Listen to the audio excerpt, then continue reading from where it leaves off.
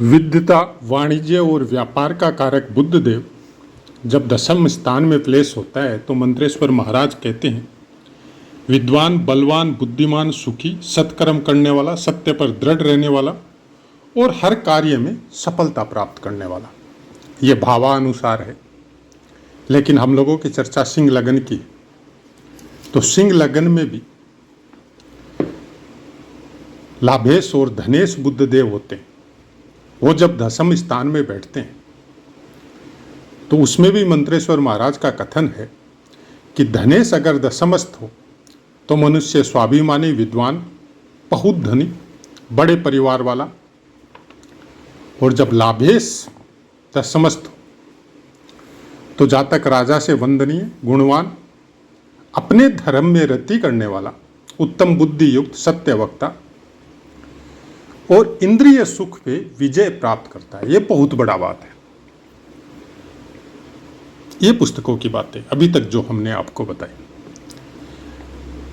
लेकिन ज्योतिष केवल पुस्तकों पे आश्रित नहीं है। ज्योतिष को गुप्त ज्ञान भी बोला जाता है। जैसे वेदों में मंत्रों को गुप्त ज्ञान दिया जाता है,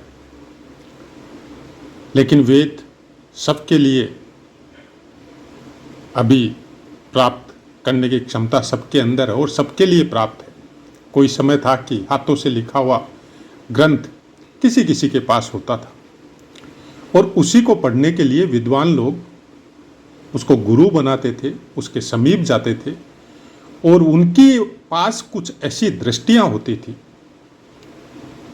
तो वो जो पात्र होता था उसी को उसका पठन पाठन और उसके ऊपर रिसर्च या अपने द्वारा कुछ उपार्जित ज्ञान उसको प्राप्त करवाते थे। वर्तमान समय थोड़ा अलग है, तो वो ज्ञान अब लिपिबद्ध होके सबके लिए, कोई भी उसको कहीं से भी, कोई भी पुस्तक भंडार से, सबके लिए आसान है, कोई भी जाके प्राप्त कर सकता है। लेकिन क्या उस ज्ञान को प्राप्त कर सकता है? पॉसिबल ही नहीं है। ये उस समय में भी संभव नहीं था जब श्रुति और स्मृति के द्वारा ज्ञान दिया जाता था और उसके बाद में हस्तलिखित ग्रंथों के द्वारा ज्ञान दिया जाता था। उस समय में भी संभव नहीं था और आज भी संभव नहीं है। ज्योतिष शास्त्र हो, वेद हो, मंत्र दीक्षा हो, जब तक आपके अपने अंदर अपने कर्मों के द्वारा विभिन्न तरह के क्रम है उसको ज्ञान प्राप्त करने के लिए, फिर खुद के क्रम है कि आप किस तरह से उसको ले रहे हैं और किस तरह से आप प्राप्त करवा रहे हैं, किससे ले रहे हैं। क्योंकि गुरु का बहुत बड़ा महत्व है। क्रमबद्ध पठन कर रहे हैं और कर्मों के द्वारा उसको पोषित भी कर रहे हैं। कि जैसे किसान एक खेत में जब बीज लगाता है धरती में, तो उसको पोषण करता है, वो उसका ध्यान रखता है, उसके समीप खरपतवार आती है तो उसको भी काटता है, कोई जानवर उसको खा नहीं जाए तो उसकी भी सुरक्षा करता है। उसके बाद भी संभव नहीं है, क्योंकि भगवान के ऊपर आश्रित रहना पड़ता है उसको, तब उसका अपना ज्ञान पुष्ट होता है। वो ईश्वर से प्रार्थना करता है कि प्रभु कुछ जल प्राप्त करवाओ जिससे ये बीज पल्लवित और पोषित हो सके, तब उसको जल प्राप्त होता है। वर्तमान समय अलग चीज है कि आप पृथ्वी से पंप लगा के जल आप ले रहे हैं और उन पौधों को दे रहे हैं, वो एक अलग मैटर है। लेकिन फिर भी बहुत कुछ आपको आश्रित रहना पड़ता है कि आपने टेक्निक तो इजाद कर ली, आप उस धान को भी पका चुके हैं, लेकिन आपके पास वो टेक्निक अभी तक ईश्वर के द्वारा या कोई रिसर्च के द्वारा आपको प्राप्त नहीं हुई कि पके हुए धान को आप बिना ईश्वर की कृपा के आप अपने घर में उसको ला सके। क्योंकि अंत समय में भी भगवान कुछ ऐसा कर जाते हैं, कुछ ऐसी वृष्टि, ओलावृष्टि या कुछ ऐसी नेचुरल क्लेमिटी हो जाती है कि किसान के पास वो धान आता नहीं है। अब वेद शास्त्रों का ज्ञान या ज्योतिष का ज्ञान भी कुछ इसी तरह से है। कि आपको गुरु के द्वारा, पुस्तकों के द्वारा, आपको हस्तलिखित ग्रंथों के द्वारा कुछ रास्ते तो मिल गए, कुछ युक्तियां मिल गई, कुछ योग मिल गए। आपने बुद्ध को दशम स्थान में फलों को पुस्तकों के द्वारा प्राप्त कर लिया, लेकिन वैसा का वैसा होगा ये संभव नहीं है। वैसा का वैसा उतना तक कि अगर वो प्रिडिक्ट करके आप अपनी कुंडली का अध्ययन करके उसको संतुष्ट हो जाते तो शायद फिर बाकी चीज़ों की जरूरत ही नहीं होती। और सबके साथ वैसा ही होता तो नहीं होता है। क्यों नहीं होता? क्योंकि बहुत डिपार्टमेंट है, हर अंश का अपना एक इफेक्ट होता है, हर नक्षत्र का इफेक्ट होता है। उसके बाद में नवमांश में भी विभिन्न तरह की वर्ग कुंडलियां हैं जो आपके आधा अंशों पे जाके भी डिवाइड हो जाती है कुंडली। तो ये बहुत गहरा ज्ञान है, इसको एक सिंपल भाषा में समझाने का हम बार बार प्रयत्न कर रहे हैं। ज्योतिष शास्त्र कभी भी आपकी उस इच्छा के लिए बना ही नहीं था कि कल मेरे साथ क्या होगा, परसों मेरे साथ क्या होगा, मैं धोनी होऊंगा कि नहीं होऊंगा, ये उसके लिए बना ही नहीं था। ये आपके वर्तमान को संभाल के और आपकी वो अंतिम यात्रा तक वो ज्ञान प्राप्त करवाने के लिए बना था, जिसके द्वारा आप उन कर्मों को करते हुए अपनी परम ऊर्जा में जाके विलीन हो जाए, उसके लिए बना था। क्योंकि ज्योतिष को समझने के बाद में वेद समझ में आते, और वेद समझने के बाद में आपको वो परम ऊर्जा, वो ईश्वरीय शक्ति का आभास होता है। ज्योतिष उसके लिए बना था।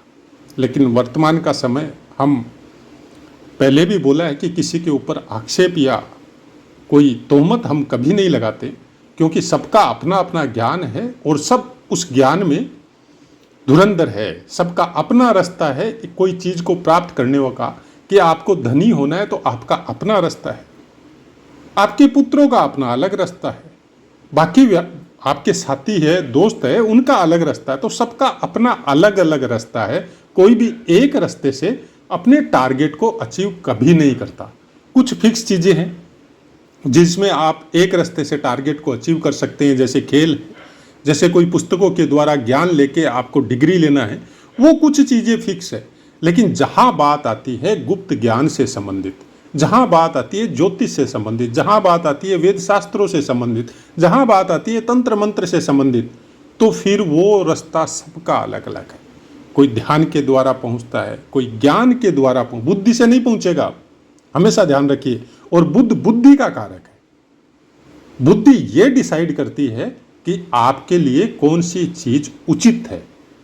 अब वो उचित और अनुचित का फर्क बुद्ध कभी नहीं देता, क्योंकि जहां बात आती है उचित और अनुचित की, वो ज्ञान है, वो गुरु है या वो सूर्य है, वो बताएगा आपको कि ये आपके लिए उचित है और ये अनुचित है। लेकिन बुद्धि दोनों में लगती है, उचित कर्मों में भी लगती है और अनुचित कर्मों में भी लगती है। आप क्या सोचते हैं, जो गलत कर्म करते हैं, जो कानून को तोड़ते हैं, जो बड़ी बड़ी बैंकों के साथ या बाकी अपने गवर्नमेंट के सेक्टर से कनेक्टेड कुछ नियम है उनके साथ जो अनुचित करके अपना फायदा उठाते हैं, तो वो क्या उसमें बुद्धि नहीं लगती? उसमें भी बुद्धि लगती। बुद्ध बुद्धि का कारक है, बुद्ध उचित और अनुचित का कारक नहीं है। ये हमेशा ध्यान रखिएगा। बुद्ध किसी का बहुत अच्छा है, बहुत अच्छा पैसा कमा सकता है बुद्धि के द्वारा।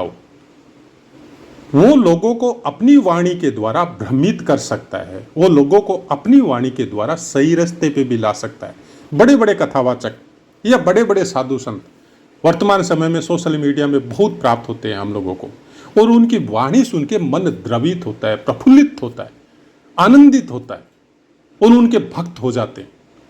लेकिन क्या हकीकत में जो वो बोल रहे हैं वैसे है? उसके लिए बुद्ध नहीं बताएगा, उसके लिए गुरु बताएगा। गुरु कैसे बताएगा? आप उनके समीप रहेंगे, उनके कर्मों को देखेंगे, किस तरह के कर्म वो कर रहे हैं, मन से कितने अच्छे हैं और किस तरह की दिनचर्या उनकी है। तब आपको पता चलेगा कि सोशल मीडिया में कुछ और है और हकीकत में जाके देखने से पता चलता है कि कुछ और है। जैसे हम लोग कहीं पे कोई खड़े हैं और दूर से एक पर्वतीय क्षेत्र है, उसके ऊपर हरे भरे सब कुछ नजर आ रहा है, बहुत सुंदर और मनोरम दृश्य है। लेकिन जब पहाड़ पे उस दृश्य के पास जाते हैं, उस पहाड़ के पास जाते हैं, तब पता चलता है कि बहुत कठिन है। चारों तरफ पत्थर है, जगह जगह गंदगी नालों के द्वारा पड़ी हुई है, जगह जगह और कई चीज़ें पड़ी हुई है। हर जगह चलने में डर लगता है कि कहीं से कोई सांप बिच्छू नहीं आ जाए। तब वो सुंदरम और मनोरम दृश्य कहीं भी विलीन हो जाता है। इसलिए सोशल मीडिया और दूर से पहाड़ बहुत सुहावने, ये एक मुहावरा है जो प्रायकर हर भाषा में अवेलेबल है और हर जगह सुनाया जाता है बड़े बुजुर्गों के द्वारा। तो सोशल मीडिया और हकीकत इस मुहावरे पे पूरी तरह फिट बैठती है। बुद्ध आपको अच्छा व्यापारी बनाएगा। अच्छा व्यापारी इन द सेंस धन कमाने वाला, क्योंकि दशम स्थान आपके अर्थ त्रिकोण में आता है। तो आप धनी होंगे, व्यवसायी होंगे, बहुत बड़े पद तक जाएंगे, नेता हो सकते हैं, मंत्री हो सकते हैं, बहुत बड़ी सीट आपको प्राप्त हो सकती है। लेकिन आप हकीकत में अच्छे हैं, आप लोगों का भला करने के लिए इस जगह में आए हैं। जबकि सनातन धर्म के अनुसार हर मनुष्य का एक नैतिक दायित्व और कर्तव्य है कि सबका भला करे। इसलिए हम लोगों के समाज में या हम लोगों के धर्म में ये प्रार्थना है, सर्वे भवन्तु सुखिनः सर्वे सन्तु निरामया। ये प्रार्थना इसीलिए है कि आपका जन्म सेवा करने के लिए हुआ है और हर इंसान सेवा करने के लिए ही इस पृथ्वी पे आता है। माता पिता की हो, अपनी पत्नी और बच्चों की हो, या कुटुंब की हो, या समाज की हो, या देश की हो। सेवा में जब स्वार्थ आता है, बुद्ध स्वार्थ का भी कारक है, ध्यान रखिएगा इस बात को।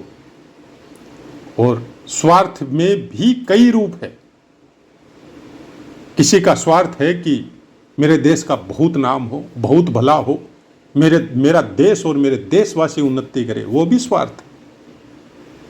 लेकिन उसके रूप अनेक, उसको अलग श्रेणी में रखा जाएगा।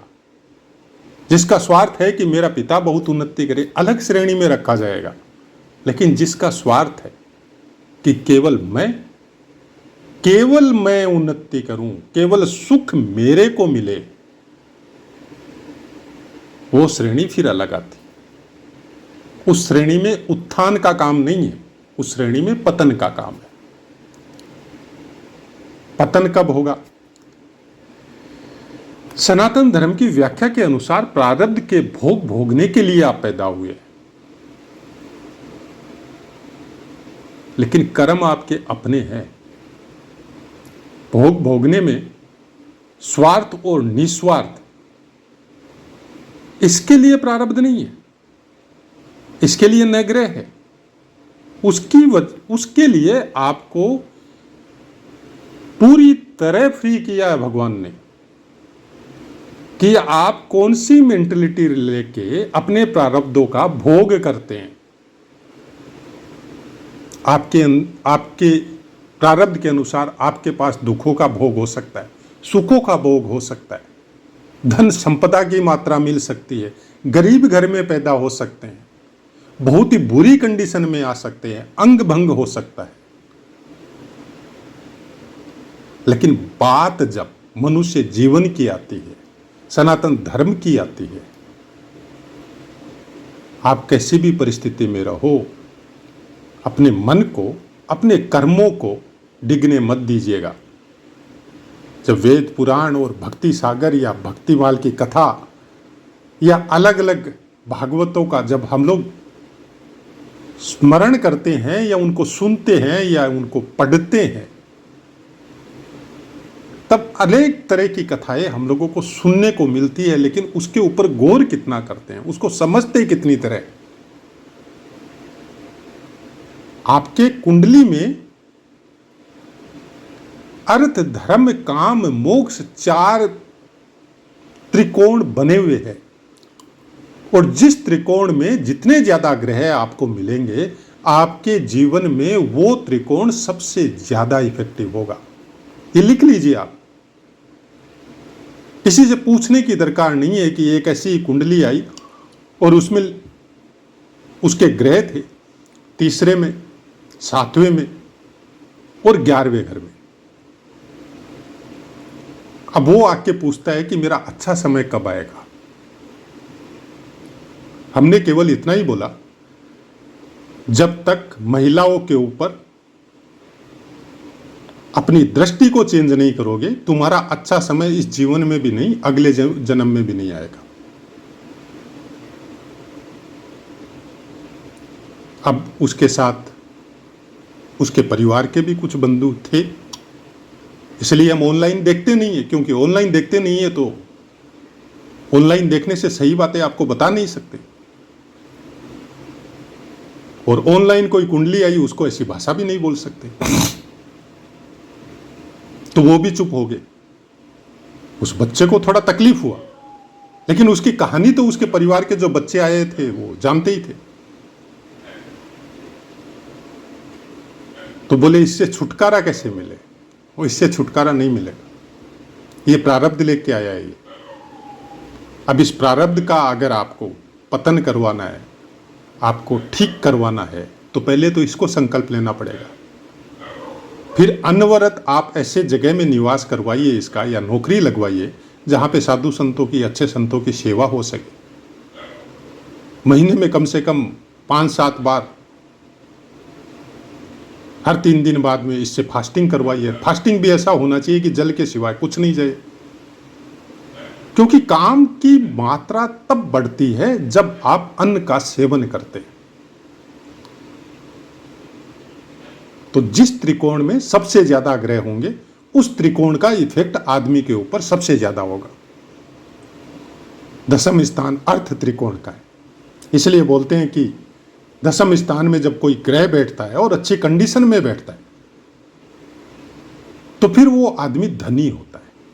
धनी क्यों होता है? क्योंकि दशम स्थान उसका एक्टिव हो जाता है। वो ग्रह उसको बचपन से ही उस तरह के कृत्य उससे करवाता है, उस तरह के काम उससे करवाता है, उस तरह का इन्वेस्टमेंट वो अपनी पॉकेट मनी से भी करना चालू कर देगा, क्योंकि उसका फ्यूचर प्लानिंग चलता है।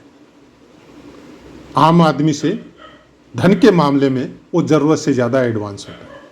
इसलिए दशम स्थान में बैठा हुआ ग्रह कुल दीपक योग बनाता है।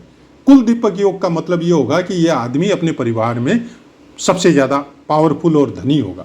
वर्तमान समय में पावरफुल धन होना भी सबसे बड़ा पावरफुल है, क्योंकि धन से बहुत कुछ चीज आप प्राप्त कर सकते हैं। लेकिन धनी होगा कैसे, ये पारिवारिक संस्कार बताएंगे। बुध बच्चा है, बुध अपनी मर्जी से धन कमाने की कोशिश करेगा, शॉर्टकट खोजेगा वो, लेकिन ये परिवार की, खासकर पिता की, सूर्य की जिम्मेदारी है कि वो उसको समझाए कि गलत तरीके की धन अपने घर में मत लाओ। भगवान ने तुमको प्रारब्ध देख के भेजा है, तुम धनी होगे तो तुम होगे धनी, तुमको कोई नहीं रोक सकता। सही रास्ता अपनाओ, सही रास्ते से भी धनी हो सकता है, ऐसा बात नहीं है नहीं होता है। आप सही रास्ते की कमाई करो, चाहे थोड़ी हो, और अच्छे इन्वेस्टमेंट में डालो। प्रारब्ध ने तुमको लिखा हुआ है तो आपके पास वो धन तो आना ही आना है। कुछ ऐसी बातें बुध के बारे में हर पाठों में हम बताते हैं कि बुध बुद्धि का कारक है। बुद्धि बहुत बड़ी डेवलपमेंट देती है आपके जीवन में, हर समय अपने भोगों को प्राप्त करवाने में। लेकिन वो बुद्धि नेगेटिव या पॉजिटिव, मतलब स्वार्थपरता या परमार्थ के लिए, वो आपको डिसाइड करना है। तो आशा है मित्रों पाठ समझ में आया होगा। अब अपनी वाणी को विराम देते हैं, आपसे आज्ञा लेते हैं। जय माता।